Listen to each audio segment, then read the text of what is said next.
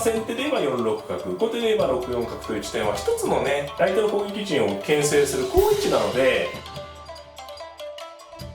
皆さんこんにちは。日本将棋連盟棋士七段の村中修司です。今回はですね、将棋ウォーズで指しました対局の解説編をお届けいたします。本局は相矢倉になりました。矢倉戦ですね。相手の方がね、後手番ながらも結構積極的にね、リードを奪いに来まして、それに対してね、私の方が強く反発して厚みを築いてと。序中盤、微妙にね、細かな点もたくさんありましたので、そういったあたりも含めまして、じっくり解説していきます。はい、ではね、早速対局を振り返っていきたいと思います。本局私の先手番で7六角、8四歩、6八銀、3四歩、7七銀、6二銀、2六歩、4二銀、2五歩、3三銀と。そうですね、矢倉の形を作りましてね、2六歩から2五歩は、後手番のね、後手の出方を伺った手ですね。4二銀、3三銀とね、角道を止めましたけど、矢倉の骨格、比較的穏やかな駒組みなんですけれども、この2手でね、例えば、7四歩、7三銀とかね、7四歩、7三桂とか、急戦調に来ることもありますので、急戦調に来た場合には2四歩同歩同飛車とね、すかさずね、角にプレッシャーをかけて、攻撃のね反撃の形を作るという狙いですね。本局は、4二銀3三銀だったのでね、飛車先の歩を2回ついてちょっとね先手も形を決めてしまうんですけれども、後手の方からの急戦をね、まずは緩和したということですね。で、後手がね急戦、超急戦の形ではないのを確認してからね駒組みに移ります。じゃあ7八金、3二金、4八銀、1四歩。この1四歩はちょっと早い手ですね。様子見の意味が強いでしょうけどね、すぐ王様寄ったり駒組みする方が多いところですね。で、私は6九玉、5四歩、5八金、7四歩、5六歩、そして4一玉。ここは私の方も分岐点ですね。実際は6六歩と穏やかに矢倉を組みに行ったんですけれども、積極的にね6六銀と出て5五歩とついていくようなね、先手の方から急戦を仕掛けるという作戦も考えられるところですね。実戦は6六歩と私の方はじっくりじっくりですね。で、3一角と、この3一角で、後手の作戦もはっきりしましたがね、先ほどね今先手で言ったようにここで4四銀と出て5五歩という形を狙えばね、急戦、比較的超急戦までいかなくても急戦のね、指し方になります。実際3一角と、そして7九角でね7三銀と、ここの7三銀と、次のね6七金右に7五歩と、この7三銀7五歩の2手がね、かなりね後手番ながら積極的な手でしたね。このね7三銀のところで、5二金6七金4四歩とかですとね、これはゆっくりとしたガチ囲いあってね、矢倉囲いあってって将棋になったと思うんですけれども、7三銀6七金右7五歩だったんでね、もう早くも歩がぶつかって、これはね、少しでもね、模様のいい作戦勝ちを目指したような、積極的な動きですね。ただですね、専門的に、プロ的に見ますとね、この積極的な動きなんですけど、後手番での動きなんでね、当然、先手番で同じように動くのに比べて一手遅いので、まずそこが不安なのと、あとね1四歩ですよね。この1四歩というのはちょっと前についた手なんですけど、この手はね、あまり7三銀7五歩の動きにリンクしていないので、この1手分もちょっと、遅れた動きになってしまっているというね、そこの部分が少し不安というかね、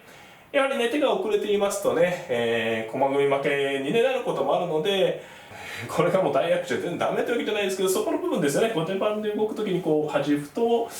これがうまくいくのかっていうのがね、そこが本局のポイントというポイントですかね。先手同歩同角と。でこの、7三銀から、7五歩同歩同角っていうのはね、先手でもね3七銀と出てから3五歩同歩同角ってねあるんですけど、この動きに対してはね6五歩と突く手、この手をねぜひ覚えていただきたいですね。これ実はね将棋ウォーズのナンバー95でですね同じ形をやっていまして、同じ手が部分的にね同じ形をやっていまして、その時もね、7筋の歩を解体して6五歩とついて厚みを築いていきました。この手はぜひ覚えてほしい手で、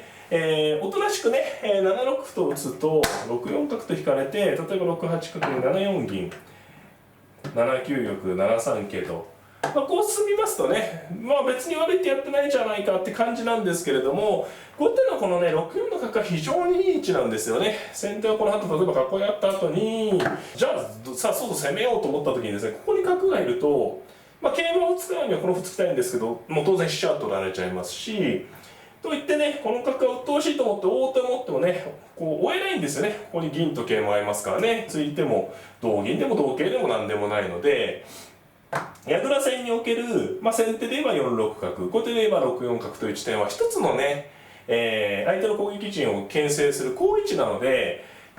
7筋の歩交換をされてね、その好位置に引かれると脇に銀を固められた時にね追えなくなっちゃうんですよね。ですので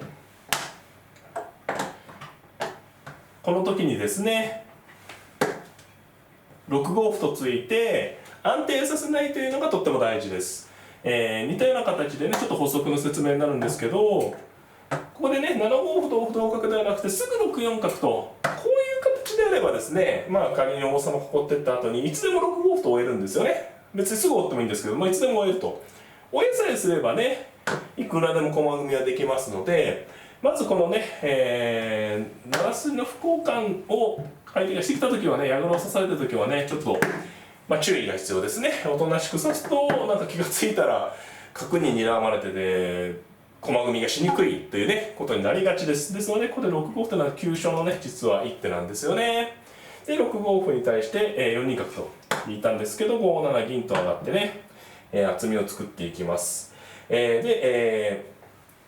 7四銀と相手の方当たったんですが、6六銀右と上がりまして、7五歩とね矢倉の急所の位なんですけれども4六角と、逆にね6四に角がいないですから先手の方がこのラインに出ることができるですね。この位のおかげですね。で9二飛車と寄らせてね、先ほどのように角銀桂がね安定してねいう形に比べてね同じ7四の銀の形を作られましたけど、随分ね印象が違うのをねお分かりいただけるかなと思います。で実戦は9二飛車に対して3六歩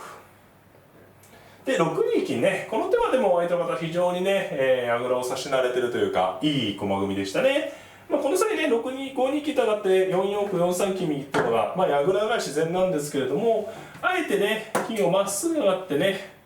7九玉に次の手がね狙いの一手ですよね。7三桂とね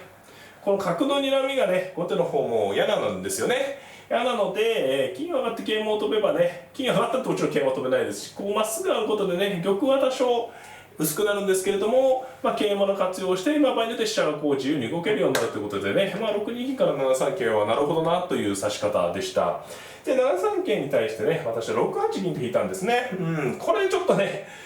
矢倉でなんでこれ引いちゃうのという感じなんですけど、7三桂と飛ばれたことによって6五桂あるいは6五銀という手がね後手の権利になったんですよね。でいずれ桂馬が来る銀が来るというか想定されるので、先逃げしたという意味ですね。例えば6五銀と構わず相手が取ってくれば同銀同桂の時に、先逃げしてますからね、受けるんであれば6六歩で桂馬を取る余裕がありますし、この場合はね攻めるんであれば8三銀とね銀交換した銀を打てばすぐ飛車が取れてね、これはカウンターが決まって先手優勢になります。ということでね、先逃げした6八銀に対して実戦はね6五桂と、取ったんですけど、この桂がねどうでしたかね。取れる気持ちいい活用なんですけどね、9四歩と突くとか3一玉と寄るとか、そうですね、例えば9四歩っていうのは8八玉なら9五歩と突いといてね、もう少しこうなんていうんですかね、攻撃6五桂を最後に取っとく、場合によってはこれね8五に飛ぶこともできるので、もう少しこう3一玉もそうなんですけど様子を見てからね指した方が良かったかもしれないですね。これちょっと結果かもしれないですけどね、6五桂っていうのは自然な手なんですけれども、この手はね私もねこう歩取られちゃって悔しいようで、これねこの手私一度待ってた手なんですよね。待ってた手で、これでね取られただけでね桂馬は安定しているように見えるんですけれども、5五歩というのがねこれがね私のね用意してた反撃で、これは同歩と取るんですが、同銀ねなんか何気ない別に不交換じゃないかって感じなんですけれども、こうなってみますと次にね6六歩とこう飛んだ桂がねすぐ取る手が出てきちゃったんですよね。さっき飛んだ桂がねこれ、取られちゃうのを我慢すれば、もう少しおとなしいじっくりした展開できるかもしれないですけど、これやっぱ桂馬取られるのは痛すぎますんで、実際ね7六歩とついてね桂馬を助けに行ったんですけど、6五桂と飛んだことによって、これ決戦で戦いに突入したんですよね。で、私が待っていたというのは、玉形の差ですよね。お互いにねまだ8八玉入ってないんですけど、硬さで言えばやはり先手の方が硬いんですよね。ですので先手の私としてはね、戦いになるのが歓迎だったので、6五桂と来てくれた、来てくれたってことですよね。飛んできたことによって、その桂馬を狙って、相手に動きざるを得ない状況をね作ったということですよね。実際7六歩でね、6六歩と打って、桂交換もありますし、実際ね同金と素直に取って、やはり次6六歩があるんでね、7七歩と打ったんですけれども、同桂と自然に取りまして、同桂成、これは銀で取るか金で取るか難しかったですけどね、実際同金引きと取って。でね、こう進んでみますと、6五桂でね、桂馬はさばけたんですけれども、もうね、後戻りが結構しにくい状況ですよね。桂馬助かったと思ってもね、次5四桂があったり、4五桂があったり、何より先手にね、非常に多く歩と桂馬を渡しちゃったんでね、これはね、もう止まれないということで、8五桂と打って攻め合いに突入したんですけど、繰り返しになるんですけど、この攻め合いこそがね、私の狙っていた展開というかね、先手の硬さが生きて、後手の薄みをつくというね、ゲームプランというかね、に突入した。だから6五桂と飛ばなければね、桂馬が負担にならなければ、それほどね、なんていうんですかね、一気の激しい攻めというのもなかなか私の方から難しかったかなというところですね。実際8五桂にもう5四桂というね、もう殴り合い、殴り合いっていうのはちょっと言葉があれかもしれないですけどね、激しい戦い、歓迎の手でね、実際7七桂成と、矢倉戦ならではのね、駒の剥がし合いになったんですけれども、同銀で、6五銀とね、この手もね好調な活用に見えたんですけどね、ただちょっとね実際に4二桂成同金で、一回ね2四歩と1本ね突いて同歩、そうですね、2四歩の時にすいません失礼しました、7六歩を一発打ったんですね。7六歩6八銀、それで2四歩と。でね、この時にね、次の手が先手優勢を決定づけましたかね。現状ね角金交換なんですけれども、8三角とねこの角打ちがね痛かったですね、後手としてはですね、これ銀取りがねまず受けにくいんですよね。銀の助け方がねもうずっと効いてますから7六5六に出れませんし、実際は6六歩とね6四歩と突いたんですけど、これはねやっぱり銀を助けるためだけの歩なのでね、できれば銀を助けながら攻める手があればベストなんですけれども、ちょっとその手がなかったんでね6四歩と突いたんですけど、この手はやっぱ辛い手でね、ここからね、先手がはっきりね優勢ですね。9二角成からねもう今度は攻め合いですよね。この展開になるとね6四歩の一手がもったいないというかね、しょうがないんですけれども効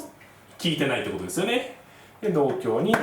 9一飛車と打ちまして、これ7一から打つ手もあってね微妙でした。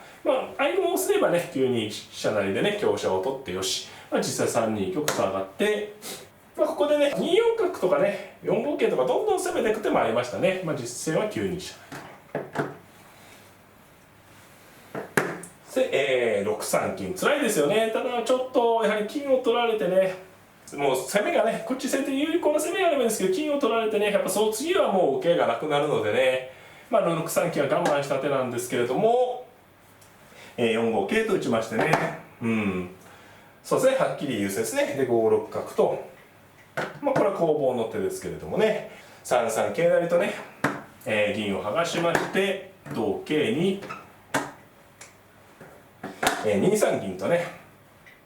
これは手筋ですね。同玉なら4二竜で、金銀桂桂持っていてもねすぐは先手の差が詰まない形ですね。で4一玉と引いて、次の手がね、決め手になりましたね。これはいろいろな手があるところなんですけどね、5九香というのが一見するとちょっとピンとこない手なんですけれども、この手が後のね、必殺のね手につながると、角をね切っても同玉で攻めがないのでね、4七角成と角をねなったんですけれども、ここでね、次の手が、決め手ですね、6四銀とね角がね浮いてめちゃめちゃ激しいんですけど、狙いとしてはこの香車がねこう奥深くのね後手の敵陣まで効いてるんですね。4六馬なら、8一竜までの実は一手詰めですね。香車がこうスーッと効いていて相駒も同竜銀が寄ってるんでね、これはね相当気持ちのいい決め手がありましたね。これで結局もう銀を取ってももちろん竜で受け詰みなので、実戦は5四銀と、受けたんですけれども、8一竜と王手をしまして、5一歩に6三銀成と、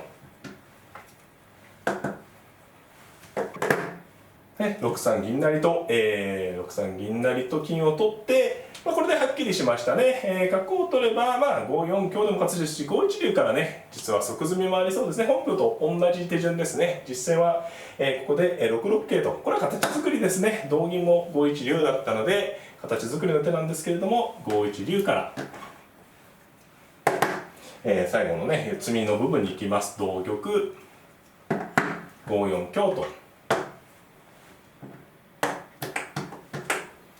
取りまして、合駒すればね、角を成って、合駒ですね、合駒の場合には角を成って玉を寄って金を打って玉を寄って銀打ちまでね、結構ベタベタ打てば詰みですね。実戦は5四香に4一玉と逃げたんですけれども、5二銀打ちと打ちまして、同金なら同成銀、実戦3一玉に2二金まで、最後はね、即詰みまで、着弾さしまして、投了となりました。はい、いかがだったでしょうか。今回はですね、将棋を指しました対局の解説編をお届けいたしました。今回は相矢倉戦ということでね、難しいところもあったかなとは思うんですけれども、相手のね動きに乗じてね、しっかり厚みを作って対応するところとかですね、相手が動いてきたタイミングでうまくカウンターを合わせてね、硬さのね差を生かすと、そういったあたりをね、ぜひぜひ皆様のね対局の参考になればなと思っております。